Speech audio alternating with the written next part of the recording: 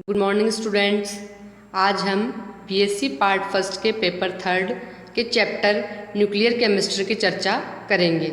सबसे पहले हम देखते हैं कि डाल्टन ने परमाणु के अविभाज्य प्रकृति का सिद्धांत दिया था, जिसमें डाल्टन ने बताया कि किसी भी सब्सटेंस का सबसे स्मॉलेस्ट पार्टिकल एटम यानी कि परमाणु होता है, जिसे फर्दर डिवाइड नहीं किया जा सकता। लेकिन उसके बाद में इलेक्ट्रॉन की खोज हुई, जिससे पता चला कि परमाणु भी विभाजनशील है। ठीक है। फिर उसके बाद में रदरफोर्ड के अल्फा कणों के प्रकीर्णन संबंधी प्रयोग द्वारा नाभिक की खोज हुई। ठीक है। तो इसके पश्चात जो है परमाणु को दो भागों यानी कि नाभिक, जो कि परमाणु के केंद्र में स्थित होता है, और बाह्य ऋणावेशित इलेक्ट्रॉन में विभाजित करने के साथ साथ परमाणु से संबंधित अध्ययन भी दो अलग अलग भागों में किया जाने लगा। एक तो परमाणु के जो बाह्यतर भाग में इलेक्ट्रॉनों की व्यवस्था है और उनका व्यवहार, परमाणुओं का बंधन, रासायनिक अभिक्रियाएं तथा स्पेक्ट्रमी आदि प्रक्रियाओं को समझाया गया। और दूसरी ओर परमाणु के छोटे से भाग में जो नाभिक का कंपोजिशन होता है, न्यूक्लियर फोर्सेस होते हैं, रेडियो एक्टिव एलिमेंट और नाभिकीय अभिक्रियाओं का अध्ययन किया गया। ठीक है। तो यानी कि न्यूक्लियर केमिस्ट्री जो है आपके केमिस्ट्री की वो ब्रांच है जिसमें कि न्यूक्लियस की कंपोजिशन, उनकी स्ट्रक्चर और न्यूक्लियर रिएक्शन की स्टडी की जाती है। अब हम देखते हैं फंडामेंटल पार्टिकल्स ऑफ न्यूक्लियस यानी कि नाभिक के मूल कण। तो नाभिक के मूल कण यानी कि फंडामेंटल पार्टिकल वे हैं जिन पर नाभिक से संबंधित सभी घटनाएं निर्भर करती है, अर्थात जिनकी सहायता से नाभिकीय घटनाओं की व्याख्या की जा सकती है। नाभिक से दो प्रकार के फंडामेंटल पार्टिकल संबंधित होते हैं और ये कुछ स्थायी कण होते हैं जो नाभिक में सदैव विद्यमान रहते हैं। इनमें प्रोटॉन और न्यूट्रॉन मुख्य रूप से है, जिन्हें कंबाइंड हम न्यूक्लियॉन कहते हैं। ठीक है। तो इनमें से प्रोटॉन जो होता है वो पॉजिटिवली चार्ज होते हैं और न्यूट्रॉन जो होते हैं वो न्यूट्रल होते हैं, अर्थात उदासीन होते हैं। अतः हम कह सकते हैं कि नाभिक मुख्यतः इन दो फंडामेंटल पार्टिकल से मिलकर बना हुआ होता है। तो एक निश्चित द्रव्यमान संख्या और परमाणु संख्या वाला नाभिकीय कण क्या कहलाता है? न्यूक्लियाइड कहलाता है। तो किसी तत्व के परमाणु के नाभिक में विद्यमान प्रोटॉनों की संख्या को हम उसकी परमाणु संख्या या परमाणु क्रमांक कहते हैं और इसे जेड द्वारा हम प्रदर्शित करते हैं। यह संख्या उदासीन परमाणु में इलेक्ट्रॉनों की संख्या के बराबर होती है। नाभिक में प्रमुख भारी कण प्रोटॉन और न्यूट्रॉन होते हैं, अतः किसी नाभिक में विद्यमान प्रोटॉन और न्यूट्रॉनों की संख्या के योग को हम उस परमाणु की द्रव्यमान संख्या कहते हैं। ठीक है। यानी कि परमाणु क्रमांक तो या परमाणु संख्या तो क्या है? नंबर ऑफ प्रोटॉन्स, और number of protons plus number of neutrons को कहते हैं हम द्रव्यमान संख्या, और इसे हम ए द्वारा प्रदर्शित करते हैं। तो नाभिक में न्यूट्रॉन और प्रोटॉन होते हैं। चूँकि न्यूट्रॉन जो है वो इलेक्ट्रिकली न्यूट्रल होते हैं, इसलिए नाभिक पर आवेश उस नाभिक में उपस्थित प्रोटॉनों की संख्या के बराबर होता है। ठीक है। अब प्रोटॉन और न्यूट्रॉन के अलावा नाभिक में पाए जाने वाले तथा उससे उत्सर्जित होने वाले अन्य कण जैसे पॉजिट्रॉन, न्यूट्रिनो, पाई मिसोन, एंटीप्रोटॉन आदि भी होते हैं।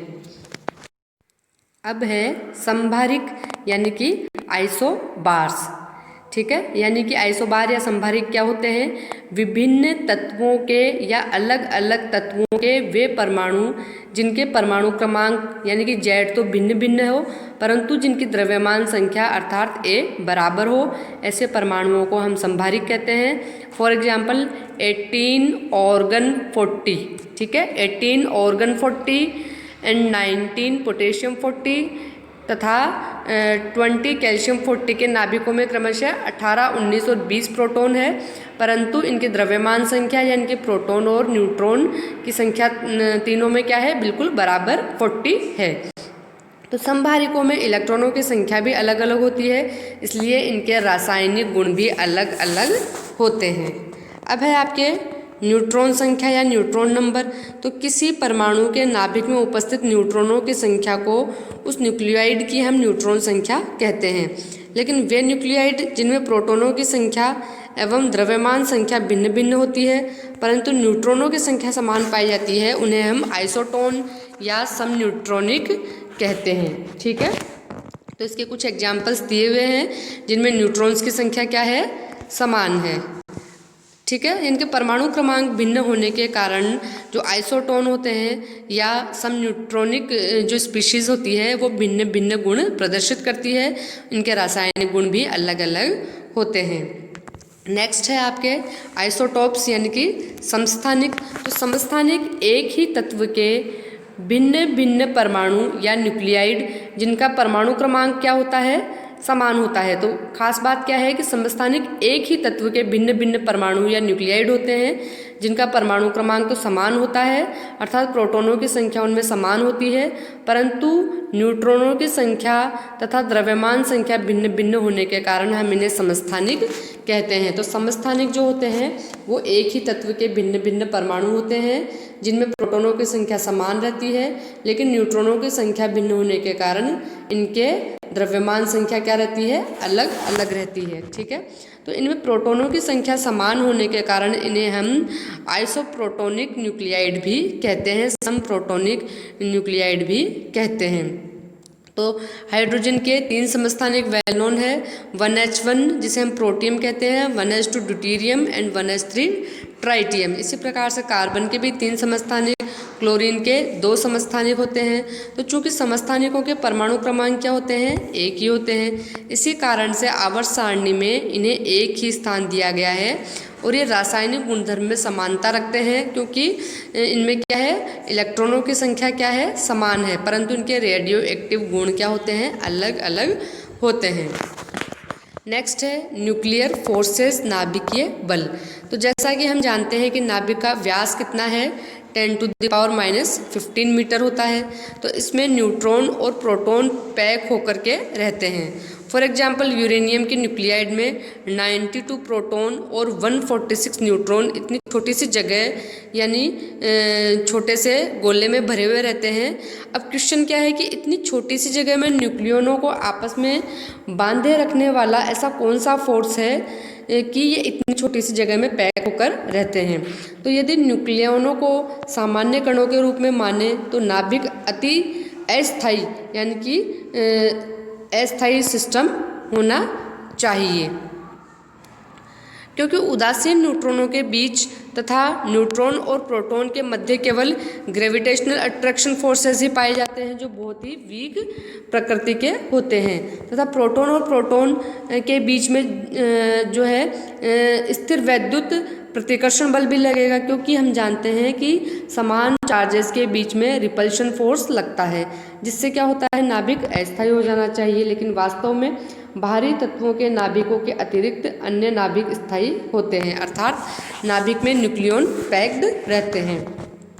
तो न्यूक्लियनों के मध्य एक विशेष प्रकार का तीव्र आकर्षण बल अवश्य ही कार्य करता है, जो प्रतिकर्षण बलों से काफ़ी अधिक बलशाली होता है, यानी कि नाभिकों को स्थायी बनाए रखने का काम करता है। नाभिकों में न्यूक्लियनों को आपस में दृढ़ता से बांधे रखने वाला यह बलवान आकर्षण बल क्या कहलाता है, न्यूक्लियर फोर्सेस कहलाते हैं। तो ये बल प्रकृति में गुरुत्वीय, स्थिर वैद्युत आकर्षण, चुंबकीय आदि ज्ञात बलों से ये भिन्न होते हैं, और ये बल न केवल न्यूट्रॉन को न्यूट्रॉन तथा प्रोटॉन से बांधे रखते हैं, अपितु प्रोटॉनों को भी प्रोटॉनों से आकर्षित किए रखने में सफल होते हैं, यानी कि ये प्रतिकर्षण बलों से ज़्यादा इफेक्टिव फोर्सेस होते हैं न्यूक्लियर फोर्सेस। ठीक है, तो इन न्यूक्लियर फोर्सेस को हम 2 तरह से समझा सकते हैं। पहला है न्यूक्लियन न्यूक्लियन बल। तो 2 न्यूक्लियनों के मध्य आकर्षी बल उनके विद्युत आवेश पर निर्भर न करते हुए समान सामर्थ्य के होते हैं। ठीक है, तो इस प्रकार प्रोटॉन प्रोटॉन, प्रोटॉन न्यूट्रॉन और न्यूट्रॉन न्यूट्रॉन के बीच लगने वाले आकर्षण बलों को हम कहते हैं न्यूक्लियन न्यूक्लियन फोर्सेस, जो प्रतिकर्षण बलों से काफ़ी अधिक प्रभावशाली होते हैं, और यह बल छोटी दूरियों पर ही काम करते हैं, जो कि समान स्ट्रेंथ के होते हैं, समान सामर्थ्य के होते हैं। यानी कि प्रोटॉन प्रोटॉन के बीच में जितना न्यूक्लियर फोर्सेस लगेगा उतना ही प्रोटॉन और न्यूट्रॉन के बीच में लगेगा, और उतना ही न्यूट्रॉन और न्यूट्रॉन के बीच में लगेगा नाभिकीय आकर्षण बल। ठीक है, यानी कि नाभिकीय आकर्षण बल की स्ट्रेंथ जो है समान है, वो इस बात पर निर्भर नहीं कर रही है कि पार्टिकल के ऊपर चार्ज क्या है। ठीक है, यानी कि न्यूक्लियनों के मध्य उत्पन्न बल उनके आवेश पर निर्भर नहीं करते हैं, अर्थात प्रोटॉनों के मध्य अतिरिक्त दीर्घ क्षेत्र विद्युतीय प्रतिकर्षण बल के अलावा न्यूट्रॉन प्रोटॉन, प्रोटॉन प्रोटॉन और न्यूट्रॉन न्यूट्रॉन आकर्षण बल समान होते हैं। ठीक है, लेकिन प्रोटॉनों के मध्य क्या होता है कि जो आपके विद्युतीय प्रतिकर्षण बल तो लगता है। क्यों लगता है? क्योंकि प्रोटॉनों के बीच में समान चार्ज है और समान चार्ज के बीच में जो है इलेक्ट्रोस्टैटिक फोर्स ऑफ अट्रैक्शन की नेचर क्या होती है? रिपल्शन वाली, यानी कि स्थिर वैद्युत आकर्षण बल की नेचर होती है प्रतिकर्षण वाली। लेकिन इन प्रतिकर्षण बलों के ऊपर ज़्यादा प्रभावशाली बल कौन सा है? न्यूक्लियन बल। ठीक है, तो नाभिकीय बल जो है वो चक्रण की दिशा पर निर्भर करते हैं। चक्रण की दिशा विपरीत होने पर ये बल दुर्बल हो जाते हैं। अब नेक्स्ट है आपके मिसोन सिद्धांत या कण विनिमय सिद्धांत। ठीक है, तो सन 1935 में जापानी वैज्ञानिक युकावा ने न्यूक्लियनों के बीच लगने वाले आकर्षण बल, जिसे हम नाभिकीय बल कहते हैं, को कण विनिमय सिद्धांत द्वारा समझाया। तो इसे मिसोन सिद्धांत भी हम कहते हैं। उसने बताया कि नाभिक में प्रोटॉन एवं न्यूट्रॉन के अलावा एक अन्य कण मिसोन भी होता है। जिस प्रकार आवेशित कण विद्युत चुंबकीय क्षेत्र से घिरा रहता है, ठीक उसी प्रकार प्रत्येक न्यूक्लियन एक क्षेत्र जिसे मिसोन क्षेत्र कहते हैं उसके द्वारा घिरा हुआ रहता है। ठीक है, तथा कोई भी हो न्यूक्लियन मिसोन के विनिमय के द्वारा पारस्परिक क्रिया करते हैं। जिस प्रकार दो इलेक्ट्रॉन साझा करके एक सहसंयोजक बंध द्वारा परस्पर बंधे रहते हैं, ठीक उसी तरह न्यूक्लियन भी परस्पर अर्थात मिसोन का साझा करके मजबूती से बंध बनाते हैं। ठीक है, यानी कि मिसोन क्षेत्र न्यूट्रॉनों तथा प्रोटॉनों द्वारा निरंतर मिसोन कणों के उत्सर्जन एवं अवशोषण के कारण उत्पन्न होता है।